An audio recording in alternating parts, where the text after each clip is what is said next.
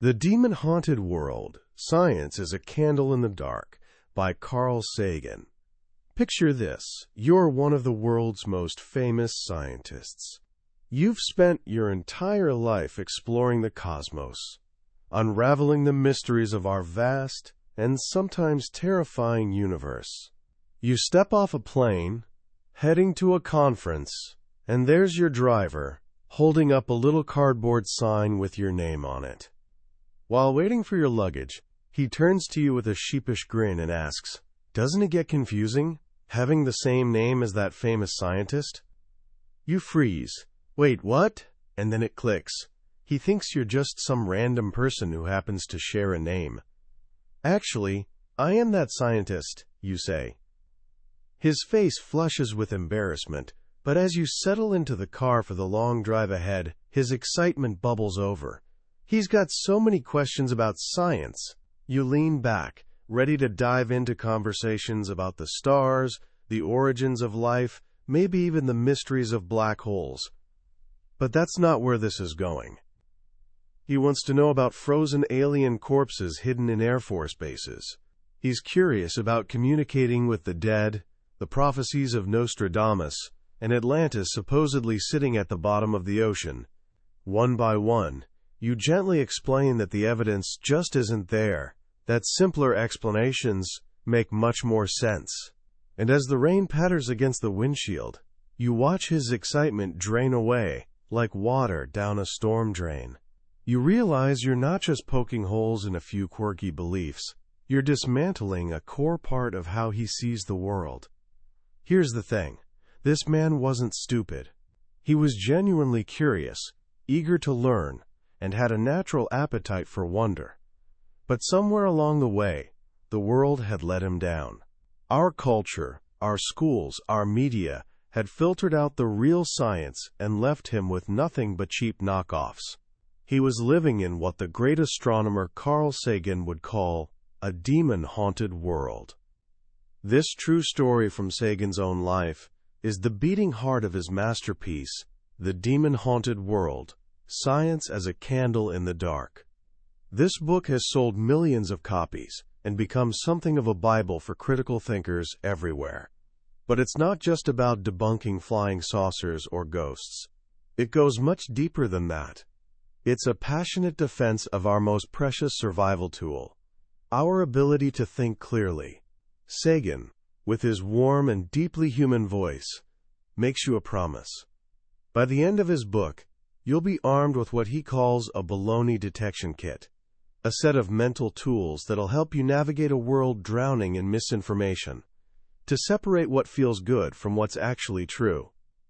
Over the next hour, I'm going to share those tools with you. We'll explore the haunted corners of the human mind, from alien abductions to witch hunts, and discover why the truth revealed by science is far more magnificent and wondrous than any myth we could dream up. This isn't just a book summary. It's an inheritance of wisdom from one of the greatest minds of our time. So let's begin our journey and light a candle in the dark.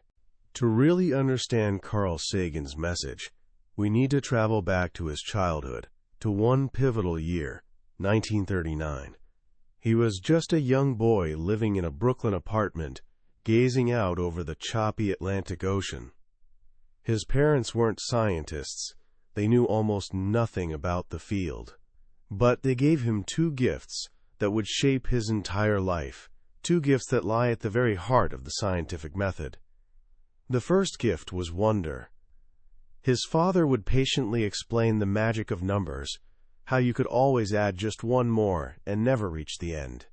He took young Carl to the 1939 New York World's Fair, this dazzling vision of a future built by science.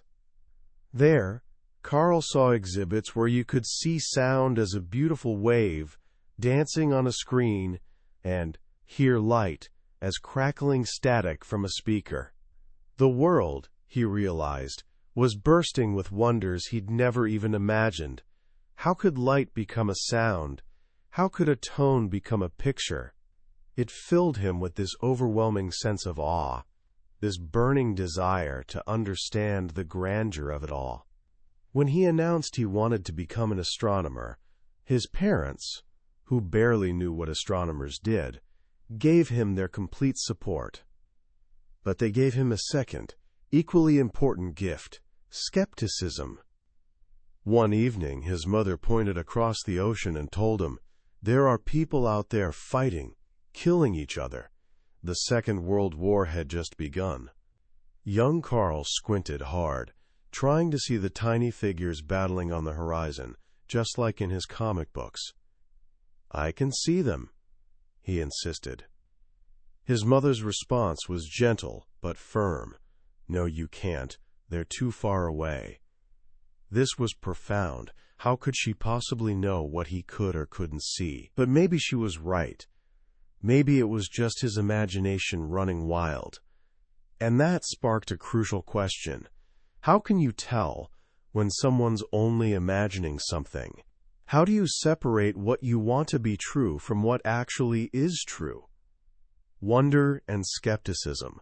These two uncomfortable roommates in our minds are the engine that drives science. Science invites us to be open to the most fantastic possibilities, to be filled with awe at the universe's mysteries. But at the same time, it demands that we hold our ideas up to the harsh light of evidence.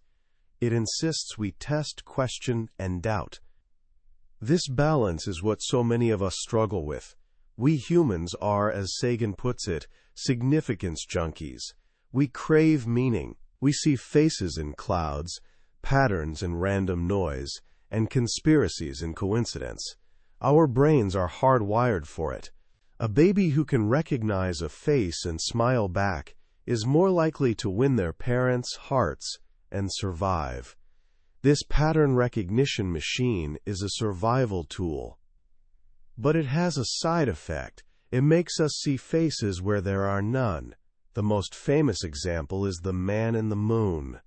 For centuries, cultures worldwide have looked up and seen a face. It's not even a good face. It's lopsided, missing ears, and has this strange, doleful expression. But we see it anyway. It's a characteristic conceit of our species, Sagan says, to put a human face on what is really just a history of random cosmic violence. Those dark patches are ancient lava flows from colossal asteroid impacts billions of years ago. But we prefer the story of a face. This same tendency fuels so many of the demons haunting our world. Back in 1976, the Viking orbiter sent back a photograph from Mars. On a dusty plain called Cydonia, there appeared to be a massive stone face, a kilometer across, staring up at the sky. It looked eerily human. Immediately, speculation exploded. Was it a monument left by an ancient Martian civilization, a message for us? Some claim to see an entire city nearby, complete with pyramids and temples. They announced it was built 500,000 years ago, when our own ancestors were just figuring out fire. The story was intoxicating. It became a headline in supermarket tabloids, the subject of endless speculation. NASA was accused of a massive cover-up, hiding the discovery of the millennium. But when we apply the tools of skepticism, the story starts to crumble. We have hundreds of thousands of pictures of Mars. Is it really so shocking that in one of them, a trick of light and shadow on a hill might look like a face? Especially given our brain's powerful habit of finding them. When scientists enhanced the original image, they discovered that the nostril making it look so face-like was actually just a black dot, a piece of missing data from the radio transmission. And when they used computer processing to see the shadowed half of the face, it looked nothing like a face at all. It was almost certainly just a hill, sculpted by wind and time. But the story of the face on Mars is a powerful warning.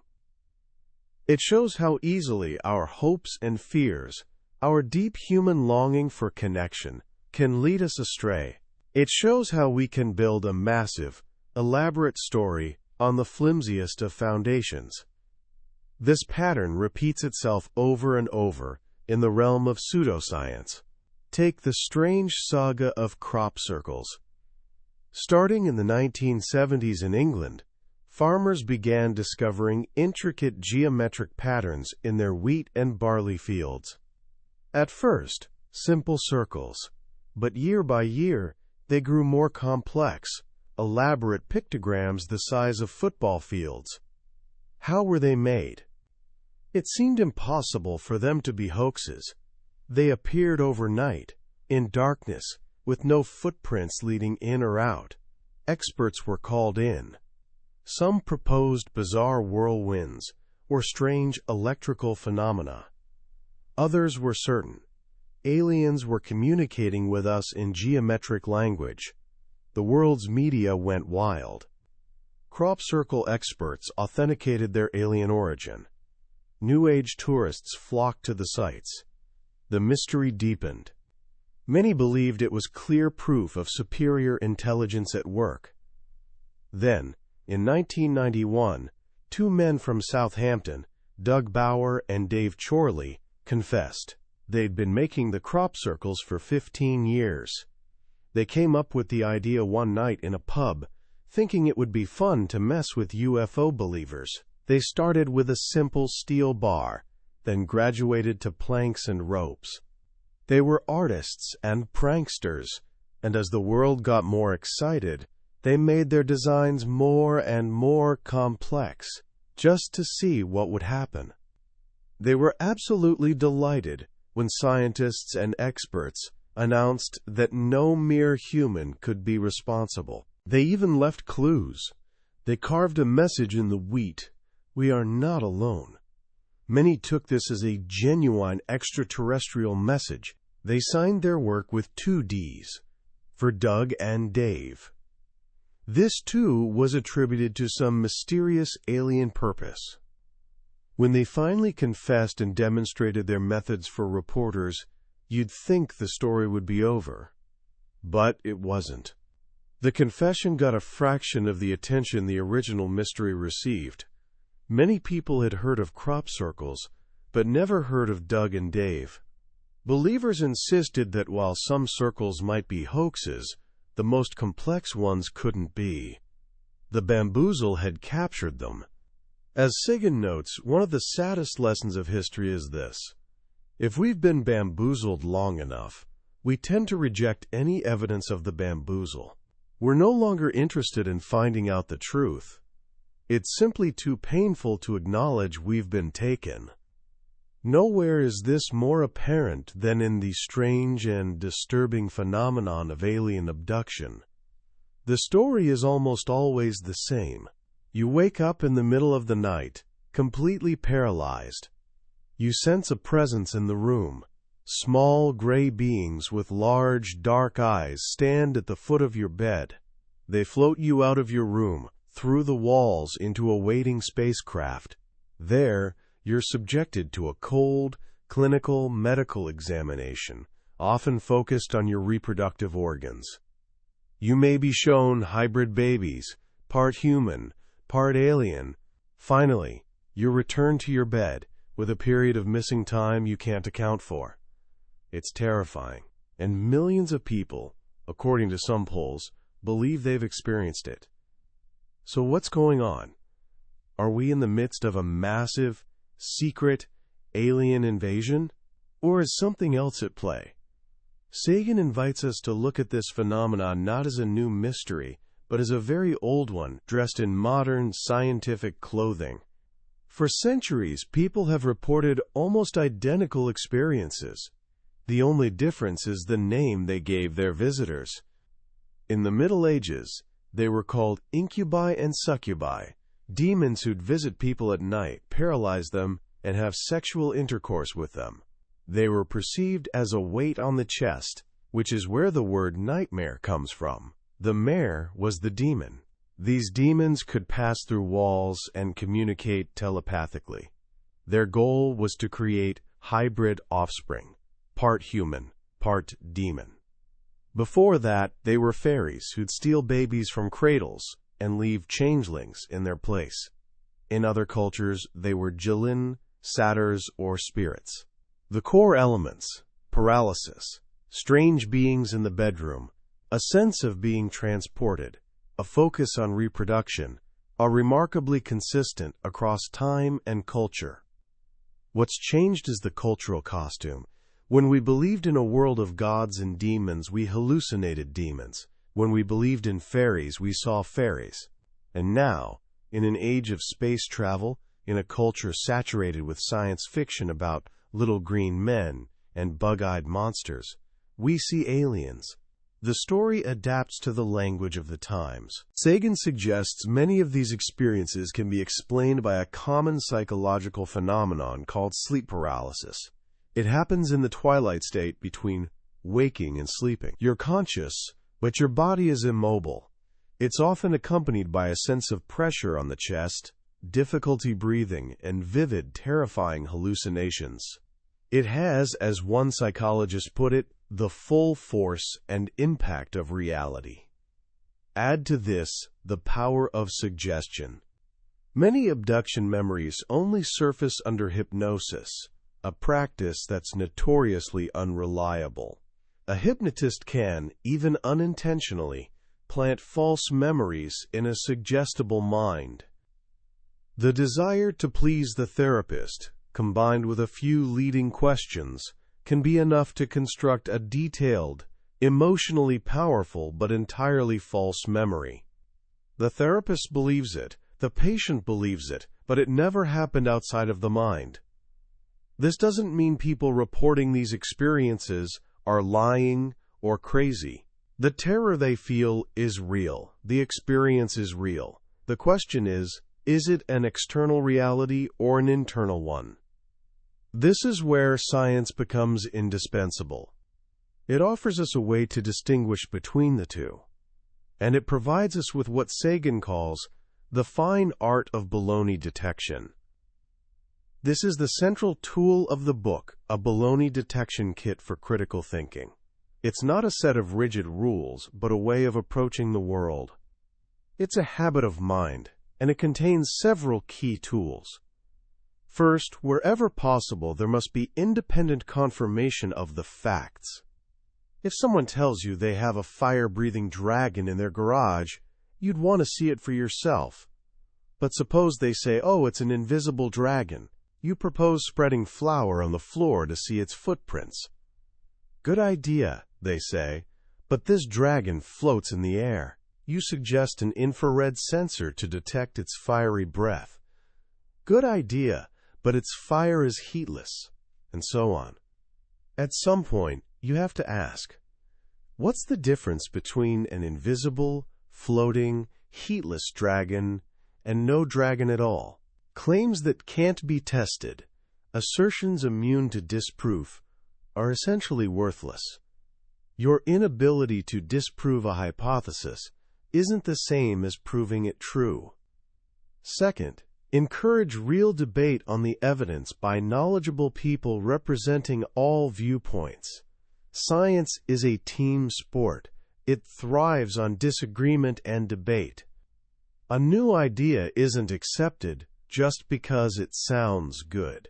It must survive the most rigorous, skeptical scrutiny of the entire scientific community.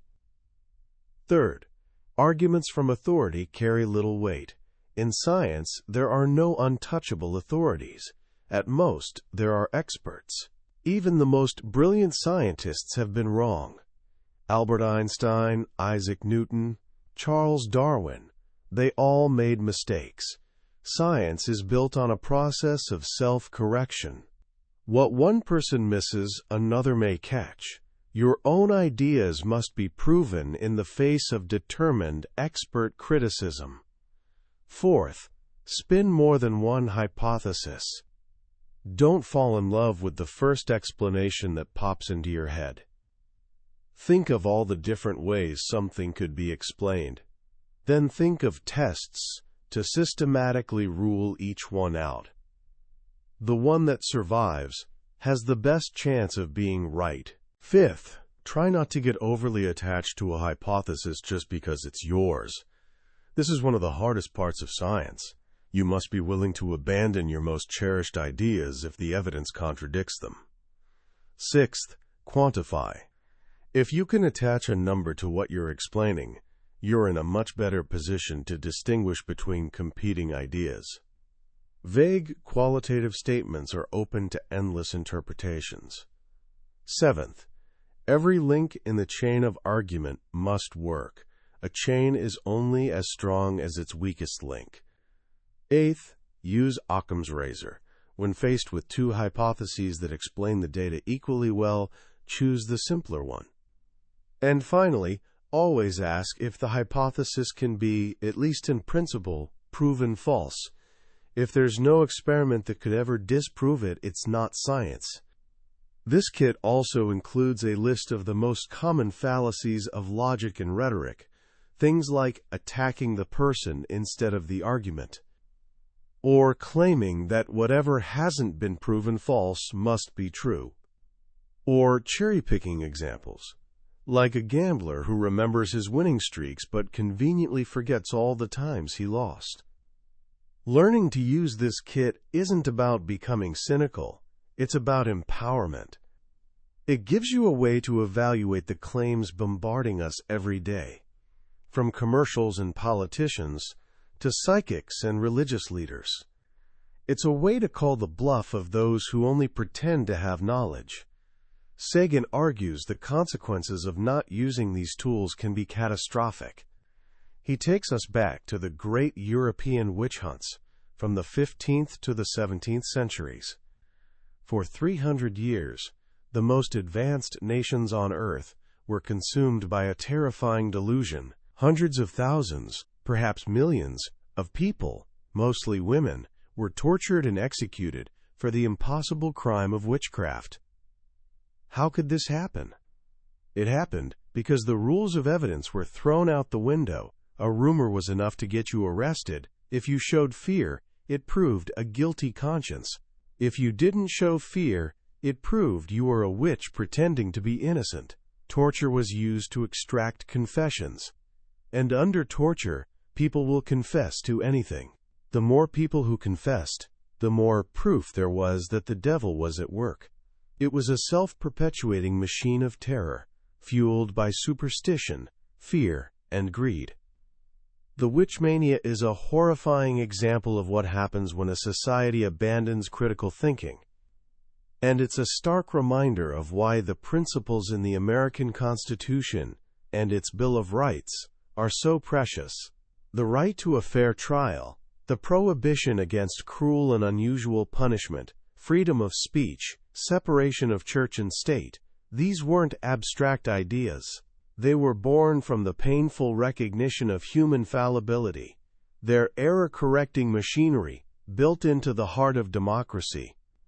This brings us to the most profound connection in the book, the link between science and freedom.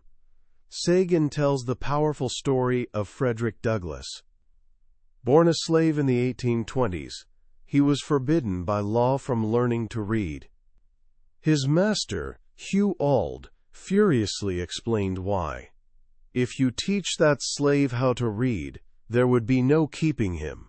It would forever unfit him to be a slave. In that moment, Douglass understood the great secret. He grasped, as he later wrote, the pathway from slavery to freedom. Literacy, knowledge, the ability to think for yourself. These are the tools of liberation. Douglass taught himself to read, escaped to the North, and became one of the greatest orators and leaders in American history. His life is a testament to the power of knowledge to break chains, both physical and mental. For Sagan, this is the ultimate promise of science. Science isn't just a body of knowledge, it's a way of thinking. It's a way of questioning authority. It's a way of freeing ourselves from the prison of our own biases and superstitions. The values of science and the values of democracy are, in many cases, indistinguishable. Both thrive on the free exchange of ideas. Both demand evidence and reasoned argument. Both require us to be brave enough to question what we've been told, and to change our minds when the evidence demands it. In an age of high technology, this connection is more vital than ever. We've arranged a global civilization where everything, from transportation and communication to medicine and agriculture, depends on science and technology. Yet we've also arranged things so almost no one understands science and technology. This, Sagan warns, is a recipe for disaster. It's a combustible mixture of ignorance and power that will, sooner or later, blow up in our faces. If we're going to navigate the complex challenges of the 21st century, from climate change and pandemics to nuclear proliferation and artificial intelligence, we need a scientifically literate public. We need people who can ask tough questions, who can tell the difference between a real expert and a con artist, who can evaluate evidence and make informed decisions. The journey begins with our children. Sagan mourns how the natural curiosity and wonder of a first grader, the child who asks, "Why is the moon round?" or "What is a dream?" is so often crushed by the time they reach high school. They learn there are dumb questions. They learn to memorize facts instead of discovering the life behind those facts. They lose the wonder and gain very little skepticism. We must do better. We must treasure those questions. We must teach not just the findings of science, but the method of science. We must give our children the tools to think for themselves. In the end, The Demon-Haunted World isn't a book of despair. It's a book of profound hope. It's a love letter to humanity, a celebration of our capacity for wonder and our ability to understand the universe. Sagan doesn't ask us to give up our sense of awe. On the contrary, he shows us that the reality revealed by science is far more awe-inspiring than any pseudoscience could ever be. What's more wondrous, the idea that planets are pushed around the sky by angels, or the reality that they're held in their orbits by an invisible force reaching across hundreds of millions of miles, a force described by a few simple, elegant mathematical laws? What's more amazing?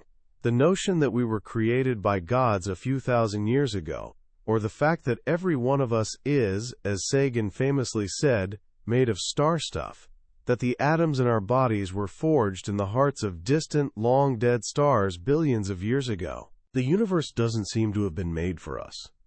It's not, as far as we can tell, concerned with our petty dramas.